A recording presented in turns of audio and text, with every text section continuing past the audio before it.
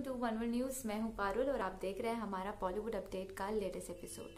I was just wondering, क्योंकि अब हम साल के आखिरी महीने में आ गए हैं, कि ये साल ज्यादा खराब रहा है या फिर ट्विटर पर इस बार कंगना रनौत की लड़ाइयाँ। भाई हर दिन जब भी हम न्यूज़ देखते हैं या फिर अपना सोशल मीडिया खोलते हैं तो हर दिन कुछ ना कुछ नया ऐसा हो ही जाता है जिसमें कंगना की लड़ाइयों के जो तर्क वितर्क हैं वो सामने आ जाते हैं।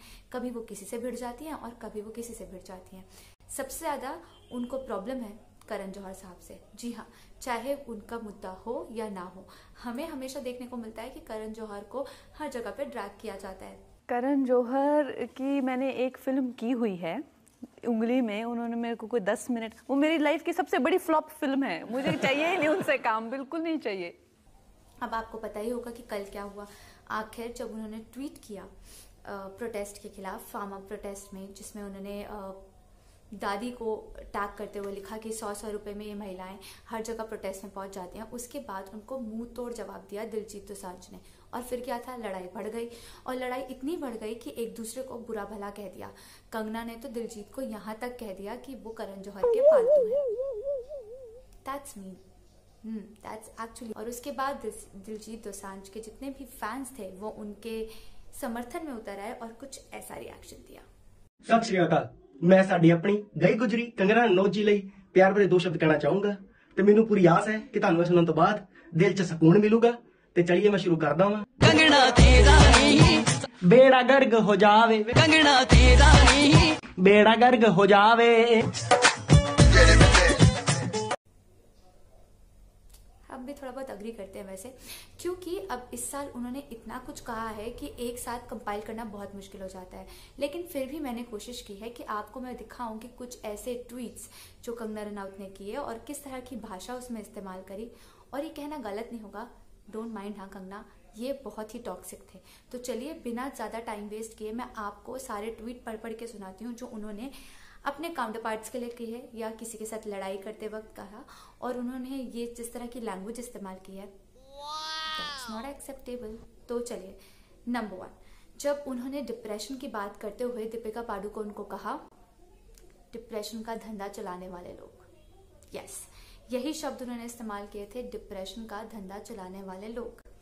मूविंग ऑन टू नंबर 2, जब आमिर खान की बेटी ईरा खान ने अपनी डिप्रेशन बैटल के बारे में बात करी, फिर क्या था, कंगना ने दे दिया उनको ज्ञान, यानी जो ज्ञान उन्होंने मांगा भी नहीं था, उनको उसकी जरूरत भी नहीं थी, फिर भी कंगना ने अपना मुफ्त का ज्ञान देना जरूरी समझा। और कंगना ने कह दिया कि ऐसा डिप्रेशन तभी होता है लोगों को जब वो ब्रोकन फैमिलीज का हिस्सा होते हैं, और अपनी स्ट्रगल्स के साथ उसे कंपेयर कर दिया। क्या बात है भाई, कंगना है, वो कुछ भी कर सकती हैं। Moving on to number 3, depression तो एक ऐसा मुद्दा है जो कंगना ने बार बार उठाया है। हम उनकी तारीफ भी करते हैं कि उसके लिए बहुत वोकल रही हैं, लेकिन कंगना ने यह भी कहा था कि उन्होंने ह्यूमन साइकोलॉजी में प्राइवेट ट्यूशंस लिए हैं, इसलिए वो ज्यादा समझती हैं। वी अग्री, हो सकता है वो समझती हूँ, लेकिन आपको याद होगा कि प्रियंका पॉल के साथ भी उनका झगड़ा हुआ था, डिप्रेशन को लेकर ही हुआ था। तब उन्होंने प्रियंका पॉल को कह दिया था क्रीपी और टॉक्सिक। लेकिन हमें पता है और आपको भी पता है कि एक्चुअली यहाँ पर किसके ट्वीट्स ज्यादा टॉक्सिक हैं। मूविंग ऑन टू नंबर 4, जब उन्होंने उर्मिला मातोंडकर को सॉफ्ट पॉर्न स्टार कहा, मतलब कंगना ने जाके नेशनल टेलीविजन में कहा कि उर्मिला मातोंडकर किस चीज के लिए जानी जाती हैं, इसी चीज के लिए जानी जाती हैं वो, कि वो सॉफ्ट पॉर्न स्टार है।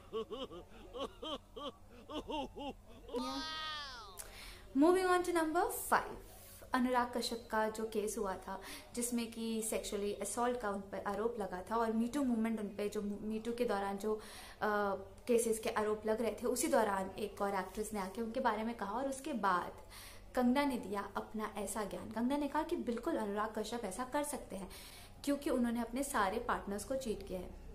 पर आयरॉनिकली कंगना, उनके सारे पार्टनर्स तो उनको सपोर्ट कर रहे थे, फिर आपको कैसे पता कि वो ऐसा कर ही सकते हैं जस्ट बिकॉज वो अपने किसी पार्टनर के साथ नहीं रहते और उन्होंने अपने सारे पार्टनर्स को अकॉर्डिंग टू कंगना चीट किया है, तो वो किसी को भी सेक्सुअली असॉल्ट कर सकते हैं।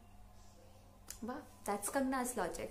मूविंग ऑन टू नंबर 6, जब उन्होंने कहा कि सोनम कपूर जो है वो माफिया बिम्बो हैं, और जब कंगना रनौत का ऑफिस तोड़ा गया था अपेरेंटली, तब सोनम कपूर उनके समर्थन में उतर आई और उन्होंने कहा कि इस तरह की बातें नहीं होनी चाहिए। और जब संजय राउत ने उनको अब्यूज किया था तब भी सोनम कपूर ने उनका समर्थन किया था। लेकिन कंगना को ये कहाँ पसंद आया, कंगना ने कह दिया कि अचानक से माफिया बिम्बो मेरा समर्थन कैसे कर सकती हैं।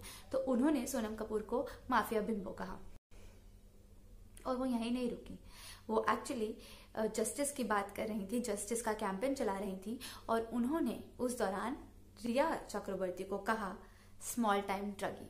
उन्होंने क्या किया है क्या नहीं वो तो कोर्ट डिसाइड करेगी, लेकिन स्मॉल टाइम ड्रगी कहना कहाँ तक सही है that we don't know. Moving on to number 7, और ये उनकी बहन ने कहा था। और आपको बता दें कि उनकी बहन का ट्विटर अकाउंट तो ब्लॉक कर दिया गया था क्योंकि इतना ज़्यादा टॉक्सिक ट्वीट्स उस पर किए जा रहे थे और हेट्रेड फैलाई जा रही थी। उन्होंने तापसी पन्नू को सस्ती कॉपी ऑफ कंगना रनौत कहा था। ओके, पिंक जैसी बेहतरीन फिल्मों में काम करने वाली तापसी पन्नू को सस्ती कॉपी कहा गया था।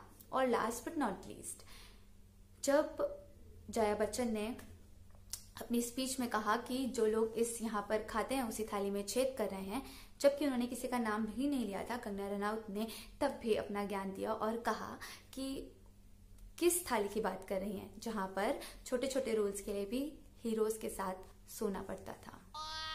ओ गॉड, तो एक पूरी जनरेशन को अब्यूज करना क्या सही था। तो ये थे कंगना के कुछ ट्वीट्स जो उन्होंने इस साल किए और हमें ऐसा लगता है कि इस साल से भी ज्यादा टॉक्सिक थे इन ट्वीट्स में इस्तेमाल किए हुए शब्द।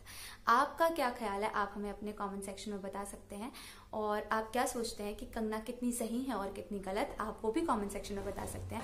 मैं धन्यवादी हूँ मिस्टर मुकेश भट्ट की, महेश भट्ट की, अनुराग बासु की, जिन्होंने मुझ पे इतनी मेहनत की और जिनकी वजह से आज मुझे इतनी इज्जत मिल रही है, क्योंकि इतना बड़ा सम्मान पाना किसी अकेले इंसान की हैसियत नहीं होती है। अकेले इंसान की हैसियत नहीं होती है। अकेले इंसान की हैसियत नहीं होती है। एकदम इन्होंने वक्त बदल दिया, जज्बात बदल दिए, जिंदगी बदल दी। ओ भाई, मारो मुझे, मारो मारो मुझे, मारो मारो, नहीं ये मजाक हो रहा है। एक सेकंड, अगर आपको मेरी राय गलत लगती है तो भी आप मुझे टैग करके कमेंट सेक्शन में बता सकते हैं।